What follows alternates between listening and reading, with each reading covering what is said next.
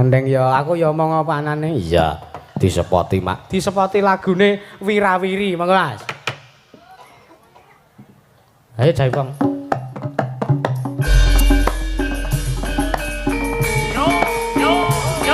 Ya, Pak.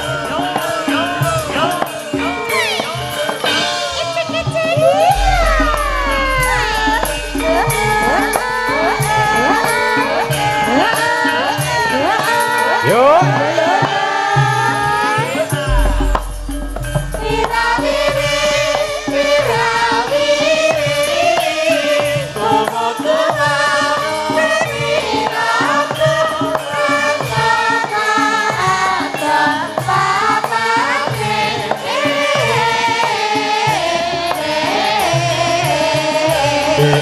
Lati impen, lali durang.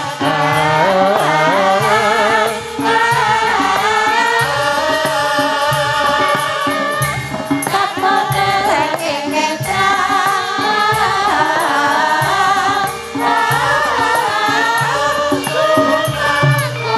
Kutuntunge kamu abu kotereng.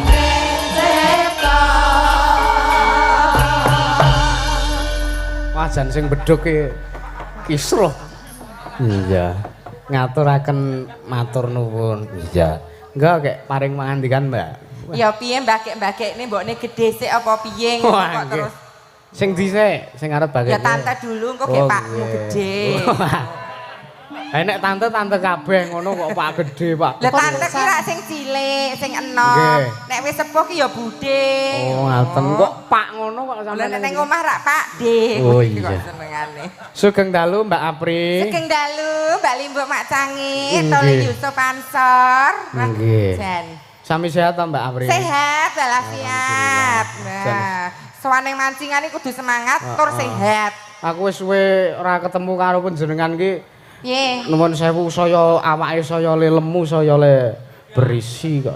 Lah piye to? Apa sajake nggerbini Mbak jenengan, Mbak? Ha iki le meteng 3 sasi ya. Pengestumu karo bapakmu. Hati-hati. Hati-hati. Ki 3 sasi ki tak presake ndek Bu Bedan anake lanang. Oh, nggih. Ya padahal gur dilus-lus karo Bu Bedan. Aku ya penasaran tak kok Bu Bedan kok ngertos nek anak kula lanang lho. Golek dilus-lus tekku kok. Iya. Nggih. Kono ta lek. Kae sing siji bakekno nggih. Sugeng dalu Budhe Mimin iki ento apa Min? Ya engko ben kenalan dhewe. Oh, nggih. Men warga masyarakat Mancingan iki pirsa kok ya. Oh iya. Sugeng dalu, Dik. Dalu. Loh, Piye tong dibagekke bocah kok klewo-klewo lho. Senajan to umure penjan ki isih timur isih enom. Ning babakan pengalaman ya wis pirsa. nggih. Upama urip ketemu agek pirang taun mes jenenge nonton YouTube-ku kaya ngapa kondangku kaya ngapa. Sadurunge Apri mlethekke aku wis kondang kaloka. Nggih. Aku ora tau mletheki lek. Kok sing tok bagekke kok iki sik. Ayo sing cerak karo sing anu apa iki dahulukan yang dekat baru yang jauh. Mau lho aku liwat kene mubeng diliwatke karo penjan Pak RT Pak Dukuh liwat muter ngono kita. Wah, ayune Mbak Apri, ayune Mbah Apri ngono to. Bareng aku sing kari dhewe, lho kok bancine tua ya katut ngono ki.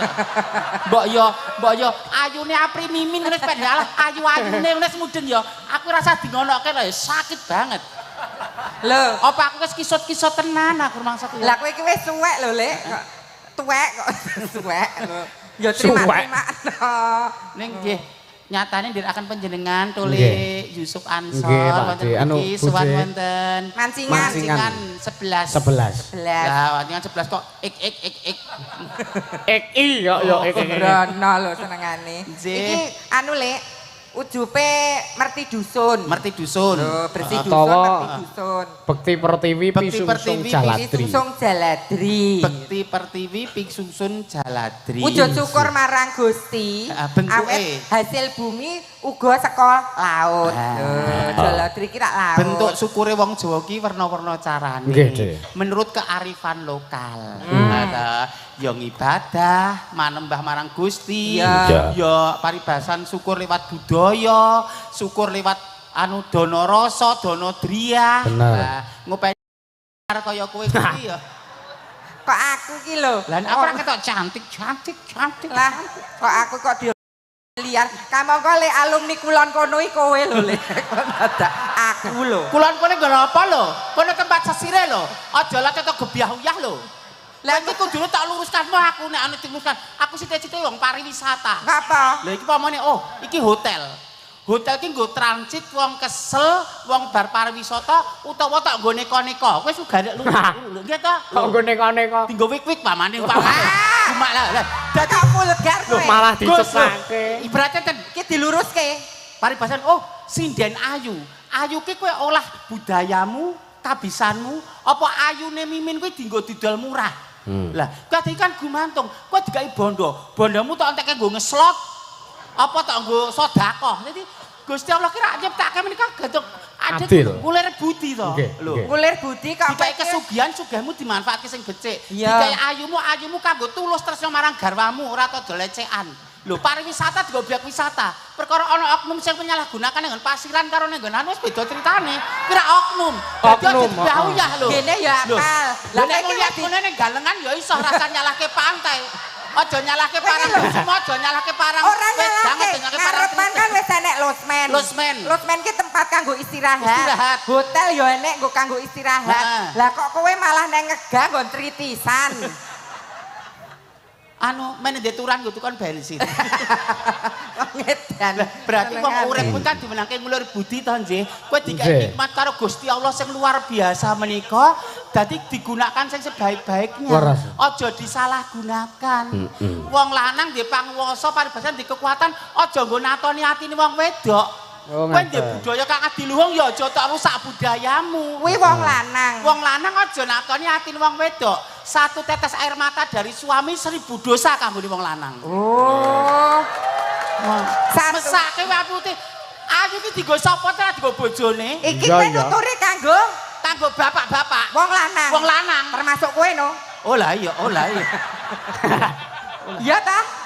Soalnya abot tenan, Mas. Nggih. Suksesnya seorang laki-laki mesti peran perempuan. Penting. Di situ dibalik kesuksesan seorang suami, di situ ada seorang wanita yang memberi dorongan moral. Kowe iso mangan iwak enak ning restoran, ning rumah makan ning Sembah nuwun nggih, Mbah. Laris-laris nggih, Mbah. Lah. Sesuk tak dol iki, Mbah.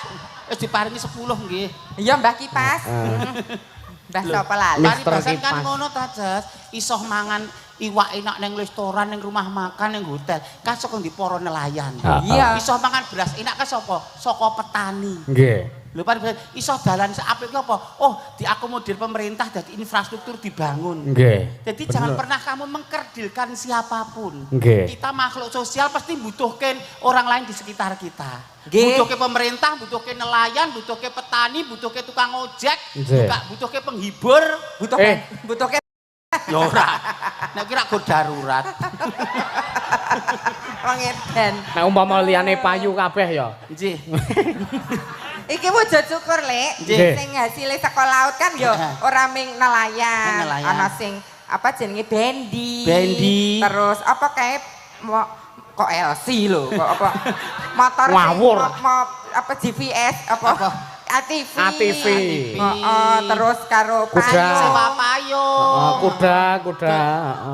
Anu kloso nyewakan kloso. Dodol cenderamata, fotografer. Muga-muga kabeh ketumrapan rezekine, berkah lumintu lan barokah. Amin. Semua elemen. Nggih, kula dongaaken dusun mancingan tansah pinaringan slamet. Ayam tentrem tinibehna saking suker sakit lan memolo. Amin. Aku nek rak kuwi ndongake. Dagelan apike kaya ngene kok dinyang 650 ya ora mampu. Aku ya. Kok 650 ta, Lek? Ya jokno panitiane lho. Liwat Yusuf Acor anu 650 nggih budhe wong ya wedok palsu 650 ta ya sregane mumbul ngono ki. Kula wegah nek Yusuf liwat panitia langsung aku wegah aku. Lewat duka. Aja ngono arep paribasan telek saupamane nek panitia gelem ki ya dolen larang. Iya. Kok 650. Burung apa-apake muring. Karepku ki kekeluargaan ngono lho, Dik. Gandeng jenengan karo aku ki kaya dene apa ya? Apa? Anak karo bapak. Telek karo kandange. Telek karo kandange sapa? Wong iki ya sedulur, etungan apa mestine? Iya ya, nggih. Nyuwun pangapunten ingkang kathah, Dik. Sesuk aja dibaleni, bocah mangkok, bocah mangkal. Alah. Nggih. Kapok kowe di. Saurane aku wis dhisik mumbul terjun ning kancah Nggih. anu perpanggungan. Aja ngiwak-iwake kowe karo aku. Oh, lho banci iki nek nesu ngene iki. Ning tresna tenan tanggapan luar biasa, dhewe disugoto aman luar biasa. Ditransitke ning Hotel Trias. Heeh, ditransitke sembah nuwun. Matur sembah nuwun Pak Duko lan sedaya panitia. Sembah nuwun ibu-ibu. Akeh ibu-ibu kowe mau. Ya Allah. Panitia sing ngejak foto, rak dhewe le foto ngantek ndepel-ndepel apa ora ngerti nek dhewe iki lanang aku ya. Iya toh. Lek foto lho, Pri. Kan aku yang menghargai ibu ya, Bu. Kan Ya, nek foto kan ngene, ndepel ngene. ngantek ini mak susuku malah kelumpuk ini lho. Judek aku meh ngene. Mula kok susumu doyong ngidul Lek. Aku judek arep piye ya. Ibu-ibu mepet-mepet nek aku ngedoh ndarani ya to ndan kok sok ngartis dijak foto ning nek mepet-mepet banget aku ngantek piye iki aku nek woyo le bentuk-bentuke piye carane kok malah ger malah lumpuk dadi saking senenge ibu-ibu kepanggih kalih Heeh. Mimi. Mbak Mimin ki ora patek ayu ning nyenengke nggih niku. Oh, nggih matur nuwun. Nek Mbak Apri ku ayu ning boseni. Ngono ku. Ibu-ibu aku nek kon pring dilincipi ra gelem to sok ning akhirat ndak diketok wedi aku. Alah kok aku kok senengane. Ibu-ibu lho ngendika ngono kuwi. Aku lho wis jagongan karo Pak Duko. Pak Dukuh piye? Pak Duko ditangleti. Jenengan iku pun krama dereng kula rondok, Pak. Aku yo. Rondo ki bojomu tunggak jati ya kok. Abrakan pelantangane kok rondo. Kak kaya ra trima ngono lho kowe. Ora trima. Kok rene cetha. Lah kok kebang glar Rondo, Pak. Rondo, Pak. Di bojo karepmu di sawah kowe. Iki ngaturke panglipur to le ya karo guyon-guyon parikenon nggih. Iya. Ngaturke tetembangan jenengan saka lubuk hati yang terdalam saka panjenengan pangune. Apa jenenge pamundutan? Pamundutan enten. Oke ning kabisanmu apa? Kotas pamundutane anu ora iso nek aku cetok mampu. Oh iya, dadi iki anu gentenan ya. Ya. Dadi kita emong jas tak mong. Budhe Mimin. Nggih. Kowe ora apa-apa nyombongke apa sing diduweki kuwi termasuk wujud syukure ana ngrasane Gusti. Lho, nyon sewu ngene termasuk marketing lho. Oh iya. Marketing apa? Lah kok ndek bondo tok usek-usek ketok lan ngerti-ngerti duwite ra payu. Di mas-masan tok dilek-dileke ngerti-ngerti kok ra payu. Iki tuh bagikan 2,5% itu milik yang membutuhkan. Weh, iki lho lele jeneng Ariah yo iki. Nggih. Kudu ngerti angger-angger. Ora ngono ta Gus Sukimin. Gus. Iya. Maksudnya apa yang kita miliki itu bukan milik kita semua tapi ada hak orang lain. Iya. Ojo gegem donya kenceng-kenceng. Sedekah ki ora marake melarat ning apa nglancarke rezeki. Lah, malah tercukupkan. Kaya prastawa bengi iki. Iki ora termasuk piye ning iki. Ora hura-hura. Dono rasa. Dono rasa, dono driyah. Bisa. Nah, iki wayangan setahun ping 4 ngono saya aku seneng ya, terus. Piye? Wayangan setahun ping 4. Mboten sajur, Pak, mboten sah dipenggalih. Ya nek bayaran kula gelungan nek mboten nganggo rok mini rak nggih pun tekan nggih. Biasane nganggo rok mini turune teng isor pandan niku. Kepidak-pidak karo wong arep mancing kuwi. Iya ta. Kuwi masa jahiliyah, masa kebodohan. Ngaku dhewe to kandhani. Iya.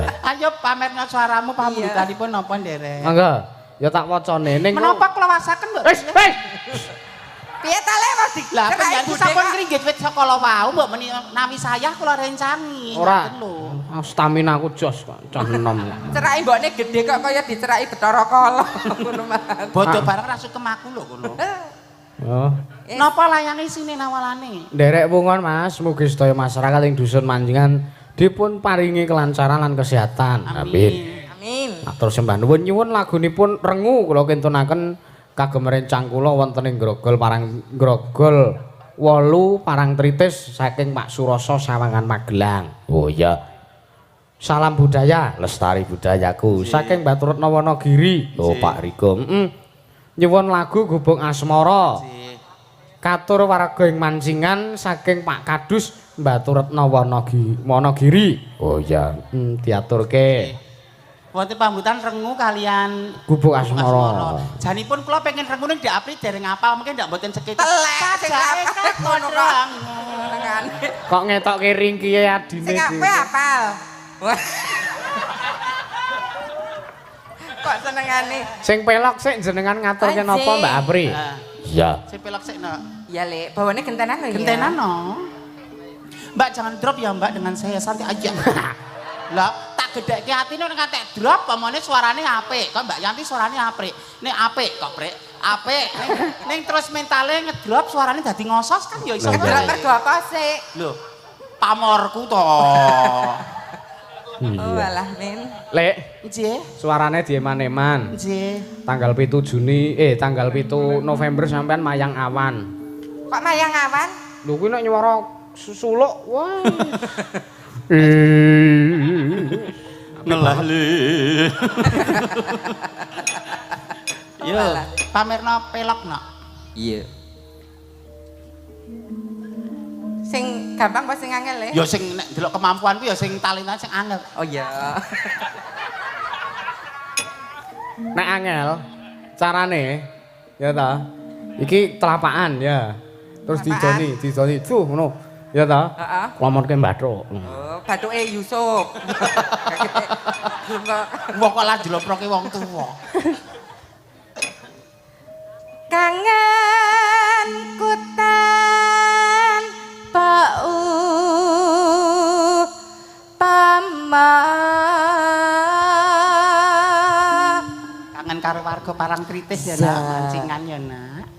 Mong sliramu kang dadi talanging ngati.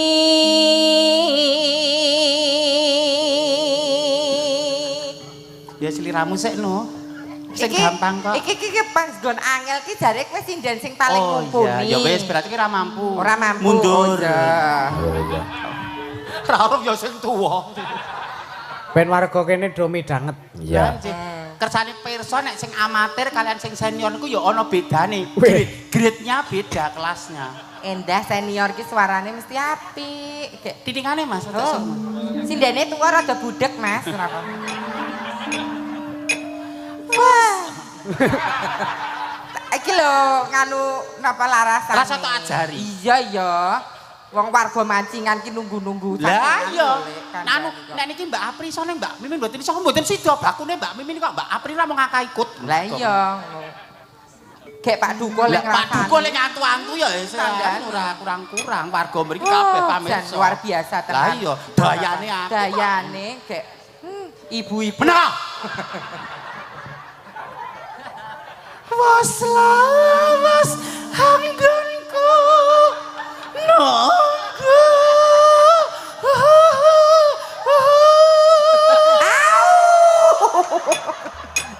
Lah kok malah kalau menjinge muntar iki ya ta? Mas sampe pelok barang to Mas kok dhuwur banget pelok barang.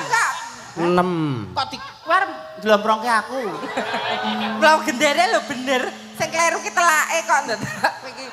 Liyane nggo korban. Ayo nek kowe kok ngopo kowe pamerno? Alah. Seliramu tansah. Lho, pilah to. Ki sing jenenge pilah ya ngene iki. Aku ngerti asli suaramu ki bosok to. Kowe gur kok kan merdukun to kowe aku gak suaramu dadi ngono mesti kowe ana sing wangi, ra mungkin nek ana sing wangi. Nek gur lawaran ra mungkin. Aku wonge lusak apa-apa kok arane kene kok. Iya, aku ning dukun arep nyantet kowe kuwi lho. Kok dadi apik, mau sore ora patek. Ngelingana rikala tinake pungkar. Bapak sing girong ki susune Apri kok kaya ana kalene lah gagas Pak. Nek dandan 2 jam kula Mas gawe gambar dodo niku lho 2 jam. Susu kok digambar. Delokan susuku tak gambar, susuku tak gambar. Dadi kok igir kaya ana kalene ngono lho. Kuwi gur daging kelek digencet ngene iki lho, Mbak. Berarti apa ora beses kok. Kok terus diomongke lho. Lah gur digencet ngene terus kene digoki kalen kok isih doi lho aku yang ngerti. Oh, padha ora apa-apane kok le. Mbah Kakung le nyamang kate. Niki ya padha Mbah Rata gur daging kelek ngeten ke. Lah nek ndekmu ki apa asli to, Lek? Lah aku ngombeni wong 18 kok. Oh alah, oh asli. Oh alah. Wong kok senengane dabar wirang. Lah sing kleru ya aku kudune kan nggo ngombeni bayi iki nggo ngombeni tanggaku 18 bareng ya. Lah jenenge tangga njaluk nggih to. Lah kelar gotong royong ra iso nggih to. Ajeng rondo jadwal kula padat. Lah duwe kula ya gur niki ya monggo aku ya ngono tadi. Kok diomong-omong gentenan tadi. Lah tanggane mendem kok nek lamaran ya ora mungkin. Iya. Ayo. Nek pengen nyuarane ben medhit, ben cilik medhit, nganggo resep ki lho, Lek. Resep piye? Sikile ngene. Lah, Engko bledos. ya kuwi anune tole dikempit. Oh, ben ra lewet. Oh bentrek. Engko matus ngono. Ora.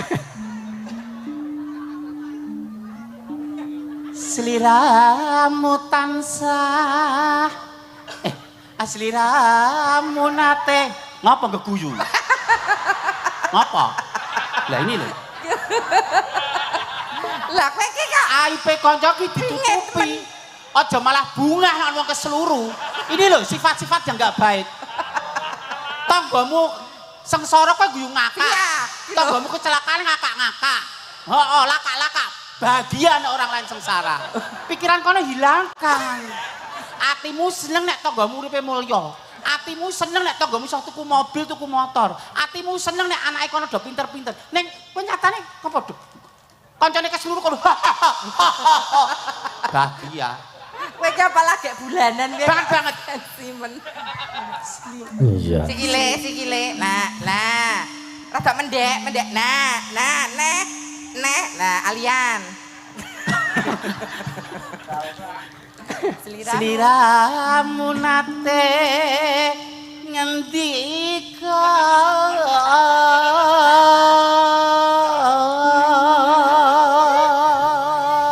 halah tresna Ngaku alah bareng. lahir terus sing baate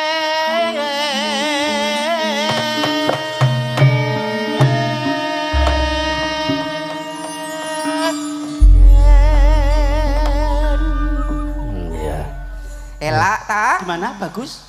Oh ya salah. Tulus toh tulus. Oke, nyeket yang kasbon ya. Kasbon. Nah, itu kan. Oh ngedan.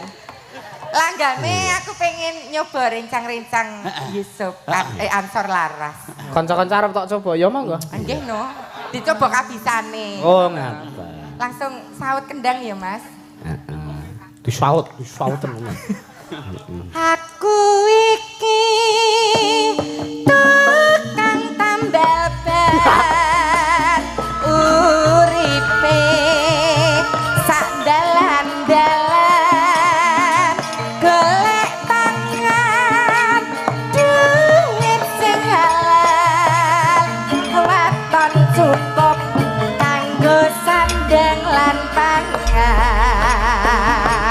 Aku iki tukang tambal ban rezekine untung-untungan nasib apik duit kantongan wayah apes wetengku krasa kroncongan mak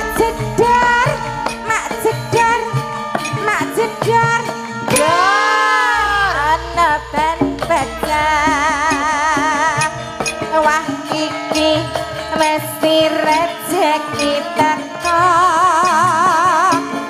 mak jedot dan baca maneh isih esuk rezekine tambah lumpuh tambah lumpuh tambah lumpuh tambah lumpuh tambah lumpuh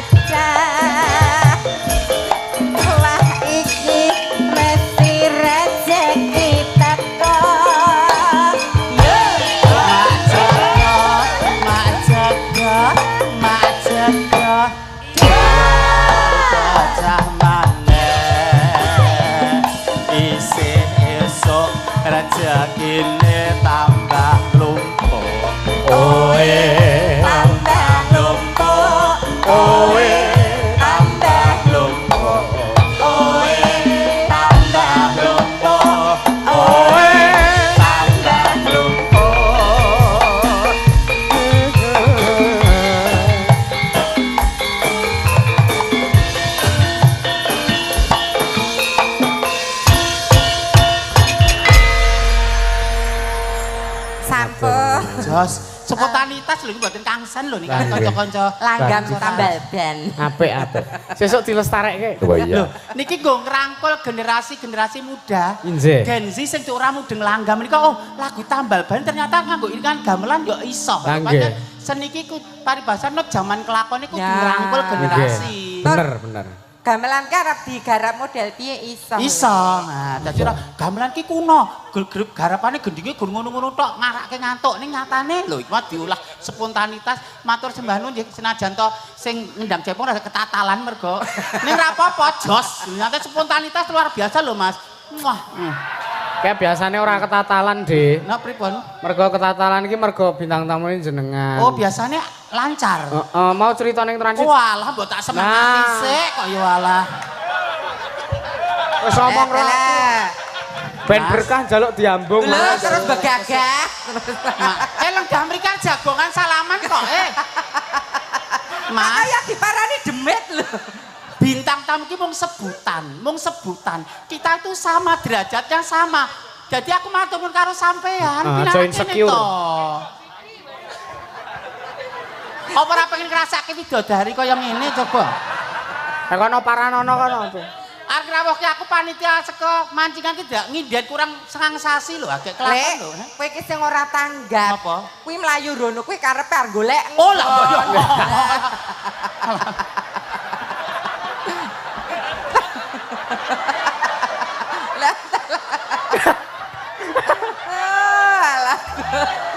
Lah, cegaten ngono. Lah. Ayo ta lah. Wong bisa swarga donya kok miyudan ae. Lek, kegelet ta lek, kene lho lek. Bocah iki ra mudeng aturane agama. Piye? Nek wong lanang pasif, sunahe wong wedok ki menawarkan diri. Mas ngersake mboten. Nek pamane garwane ora bune aku kesel kowe turu ngeloni anake. Lah kuwi ora apa-apa. Ning nek hooh bune mbok kesel sing sinden, kesel sing matun, kesel ning sawah tetep kudu ngadani nyoh. Kowe nek wedok tenan lah kahanane kowe kaya ngono kok. Ya kowe carane kempet kelek. Lah kok kowe Intine ngene lho.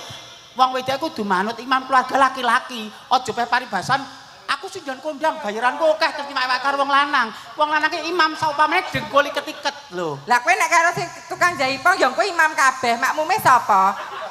Oh lah iya. Kok senengane lho. Iya. Sesuk kala-kala anu ya apa rung jamu to, rung jamu. Alah, matur sembah nuwun kanca-kanca ancar laras. Ana nawala, Dik. Mboten nawala nggih. Nggih. Saking Bu Sri Temanggung nyuwun kadung tresna utawi ayang-ayang. Oh iya. Oh nggih. Mugi sedaya warga mancingan parang tritis sami pinaringan kesehatan. Amin. Nyuwun lagu Rondo Teles dari Tambeng Purworejo Ngawen. Oh iya. Oh ngawen. Terus iki ya ana katur Ki Yusuf Ansor beserta kru kula Sugeng Indosiar badhe nyumbang lagunipun Rondo Teles. Oh iya. Mugi-mugi tansah pinaringan sehat. Amin. Kok di pinangkani sithik iki mono Napa kadung tresna wae? Rengu karo Gubuk Asmara Mbok Merengu kok salah siji. Rengu sinten? Niki Mbak Yoga, Dek Via. Ayo Mbak Yanti, Mbak. Mbak Yanti. Oh Mbak Yanti. Dijipuk sing tengah. Oh iya. Ini Mbak Yanti kembaranku. Cepati Maya. Jerok garep padone.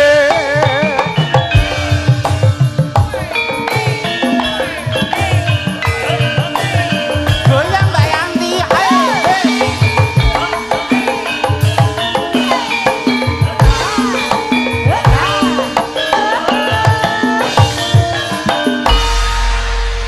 Kembaran. Mbak Yanti kembarane. Lho nek kencan iki klambine iso padha ya, Le. Lah nek jodoh ya. Iki mak anu bapak-bapak mimin ki saiki 50 ayu ning kono ndah nom-nomane kaya ngapa nom-noman kula ya kaya Mbak Yanti ngene iki jebles iki. Nggih. Ya menik-menik kan jenengan ki Mbak. Gek awakku ya urung rusak saiki kan aku wis dobrak-abrik dadi ya. Kahanane. Nom-nomanmu iki lho jebles karo le ngegong. Persis. Kaya keker kaya Pokoke ling Zaman aku bisa ngomong iki lho jenenge. Sopo to rasa pengen ngayunke aku nom-nomanku kaya Yanti ngene iki? kae sing ngegongke Ganas lho kae. Lho, kandhani kok. Ana kok rekamane. Kok kabeh njuk diambung ya. Engko ya ora iku buras senengku. Iya. Karepe pengen. Ora kena ya lek ngono ku ya lek. Ya ora kena. Nek dibayar? Ya gelem to. Bayar. Wis dosa, mulih ra bayaran. Grenengi tanggo. Iya. Pak mundutanipun rengu Mbak Yanti. Gubuk asmara riyen. Oh, gubuk asmara. Gubuk asmara separo langgam separo dangdut. Iya. Dadi engko sak apa ya sak hubungan langgam prop kayak dangdut. Oh iya iya. Mbak Yanti menika saking Gunung Kidul nggih. Nggih, saking Panggang. Panggang Gunung Kidul. Sampun krama menapa tasih lamban utawi tasih single? Sampun kromo. Oh, lah iki sing jujur. Biasanya kan kula dereng diterke sinten-sinten dereng dia sinten-sinten. Kuwi kembarane Mbak Apri kok ya. Mirip to. Iya mirip. Apa gagah jelita. Kok gagah kok jelita. Lah lek ngelokke kula gagah jelita. Cantik jelita. Kok semua banget kok nek raiku luntur piye ya, Pri? Nek aku luntur brengasku teng sridik iki. Mula aku iki nek ngerok jenggot ro brengos mbok sing resik. Yalah. Jadi wong wedok sek fertil banget kesumburen. Nek kok ngiringan ketok ya ting sringit. Jane bar magrib ya tak kerok lho, Pri, nang ya nyatane semen. Wis tukul. Cara duit kok Pri mungkin dadi tuku dikerok sore, esuk tuku dikerok esuk sore. Subur. Ayo gubuk asmara buka rebab, Mas. Oh iya. Langsung niki. Buka rebab, heeh. Buka rebab, masuk langgam ning buka rebab. Oh iya.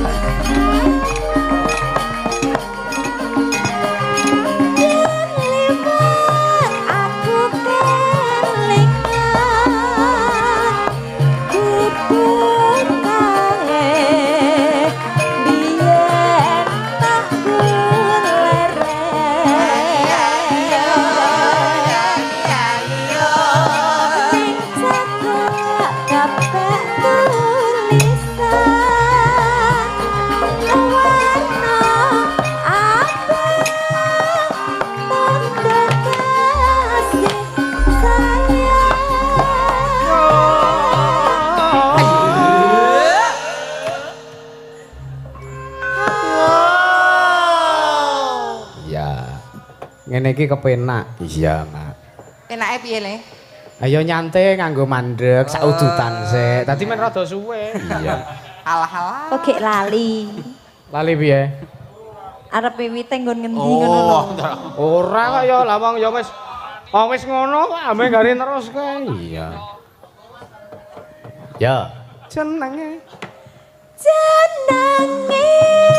gubuk asmara.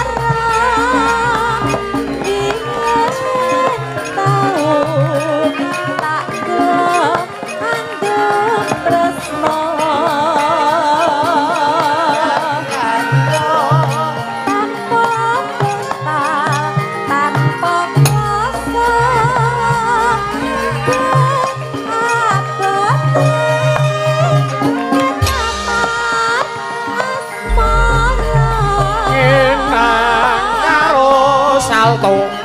Oh.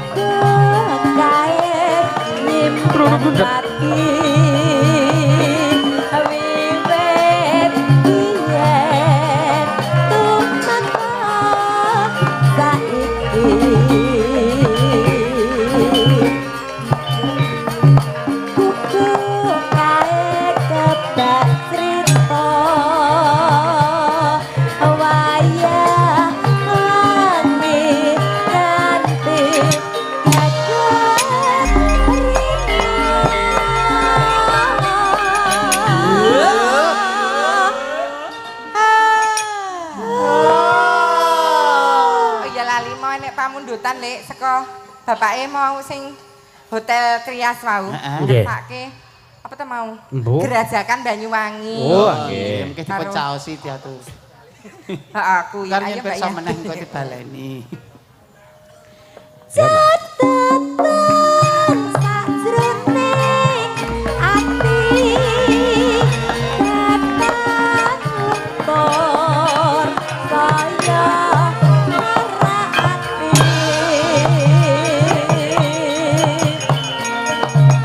aku kowe dadi karya Ayo Mas Moji.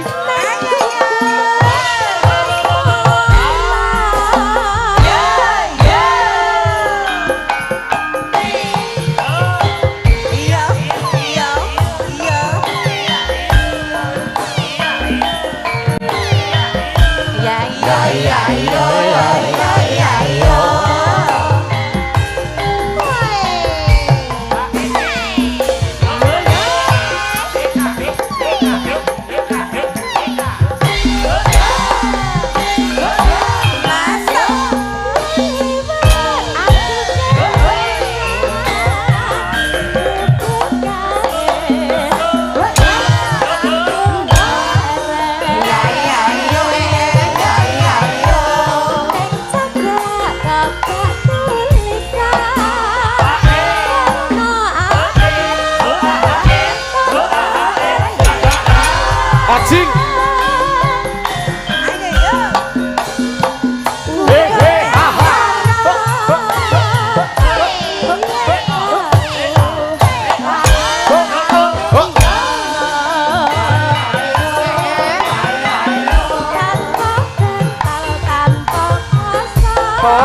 Bote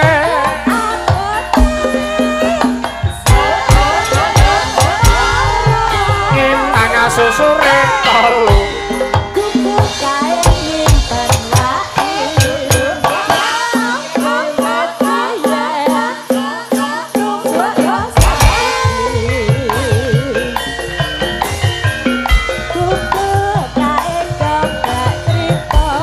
bayang lengi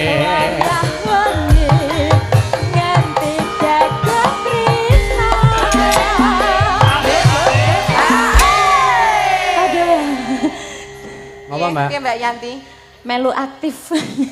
Ane dados rada napasnya rada Ngos-ngosan. gos-gosan. Hati-hati Mbak, usia 2 bulan setengah ki rawan loh. Aman kok iki. Oh. Santai Mbak, aku serius menjelang menopause we tetep ijek energi lho. Menjelang mampus. Menopause. Pampus. Kuwi ora menopause kon. Napa? Kropos. Poel. Poel. Ayah lho putrane penyuwun kono. Iya. Bapakmu lho, Le, bapakmu lho. Men padha lanange. Lah kok nek bapakmu ki lha piye? Ora apa-apa. Ayo nek doyan ngono. Ling raket men raket le seduluran Gunung Kidul. Nek arep ngono. Ah nek ora ya wis. Kita ya kok. Bapake halus banget. Tatapane lho, Nggih, netrane. Bapakku tukang ngarit lho. Mboten napa-napa. Wong lanang ki arep tukang ngaret, arep tukang batu, sing penting nyekel gawe. Ora, bapakku tukang ngarit kok nek sampean terus dingu, ayo to terus diretke. Piye ta? Mbok kira wedhus kono kok senengane. Guyon lho, Dek. Ya tetep angel kok, Lek. Ngapa? Wong Sri Ramu karo bapakne Yusuf Ansor ki nek dijodohke Sukar. Lah ngapa? Sukimin Ro Karyanto. Sukar. Sukar. Sukar. Mongko raming kuwi singkatane. Apa meneh? Sukar ki iso disingkat asu nglekar. Ya, Aku wae, ayo ora aja. Kok nglekar, mbok digoleke mrica. Ayo Mbak Yanti. Ya. Ah kok ajak-ajak ora. Entekke. Catatan sajroning ati tetan luntur saya Yo yo yo yo.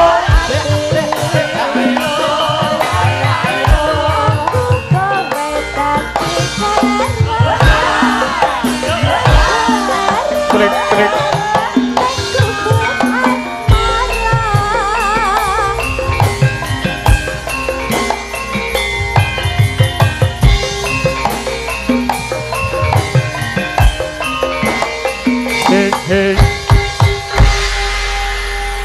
Matur suwun Kak Nanti, Kak Yanti.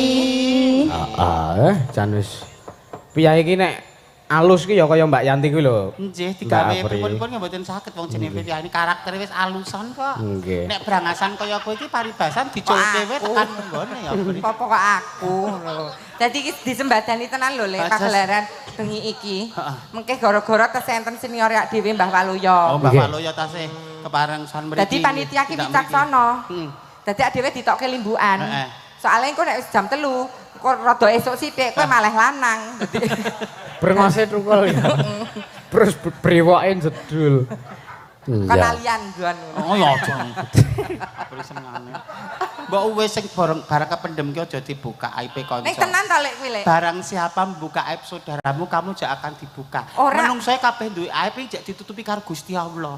Aja sok ngumbar ngono kuwi. Ora diumbar iki dadi ben go pengeling-eling ngono lho. Dadi cerita kuwi bener. Lah ya dibayar dit palsu kae to. Lah kok Mas kok dit palsu lah aku ya wedok palsu ya wis aku yang ya salahku dhewe aku.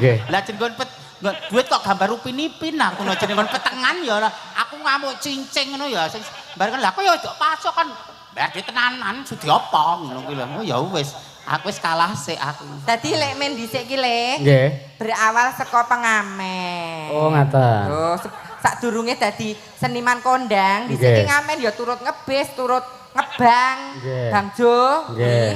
Terus dhisik Mas Aryin prosesipun. Dalan. Saiki sapa to sing ra kenal Mimin? Sapa to? Wayangan. Wayangan Mimin. Terus campur sari Mimin, ketopraan Mimin, ngendi enek jatilan Mimin. Uyon-uyon. Heeh, terus pasar kono enek maling. Ya dua aku kok. Kagur setore karo aku. Dadi dhisik ki ngamen tahun pira, Lek?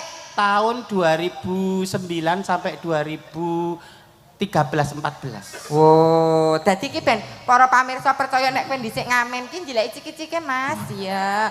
Dadi praktekno jaman kowe ngamen dhisik kaya Nostalgia. Wah, babar wirang kowe. Iki nggo pengeleng-eleng. Bahwa hidup itu butuh kristalisasi keringnya. Butuh proses lho, jaman dhisik nek engko langsung udah mau ya aku. Ora nostalgia. Ngomong ya aku saiki Jumawa sombong jebule tilas begenggek ngono kan tilas pengamen. Pengedan. Kowe ora sadar le omong. Pengamen. Ayo, jaman kowe dhisik ngamen. Iya. Abang? Iya. Wis persis kaya sik nang Denggung kae. Kaya sing nang Bogem. Saya ten Denggung nih kata Sleman nih kata. Doel sukanya doel oh nempel maunya nempel cowok zaman sekarang memang susah dipercaya oh lihat kening licin lihat body mulus tak tahan wong lanange godane kuwi lihat kening licin, lihat bodi mulus. Sugih kaya ngopo nek kowe rasa njaga anu Farji itu kemaluan yo akan hancur. Sertifikat 18 katut. Apa? Mobil 19 katut. Sertifikat 3 katut. Kuwi wong lanang. Mula aku dandan ngene nggo pengeling-eling wong lanang. Nek nyawang wong wedok aja saka rupa, aja saka bodi. Lah engko tiwas rupane ayu bodine apik dibuka isine padha. Lah iya. Para terus dikudang. Alah giyong. Malah kaya bar bedol pohon. Loh. Ya. Loh. Intinya gini Mas, kita flashback ya.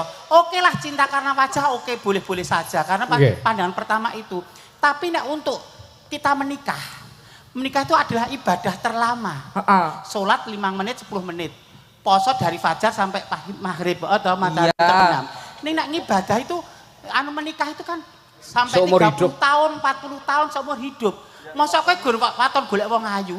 Ayu pirang tahun to 5 tahun ka 10 tahun ka ning klinting. Golek sing marake dia itu bisa menjadi madrasah buat keluargamu. Wow. Bimbing anak tua lho iki kudu. Bimbing karena panyon sewu. Wong wedok kuwi rezeki penyan ki saka wong wedok. Bojomu ra tak urus kok marah ngurusi bojone wong iki ngopo?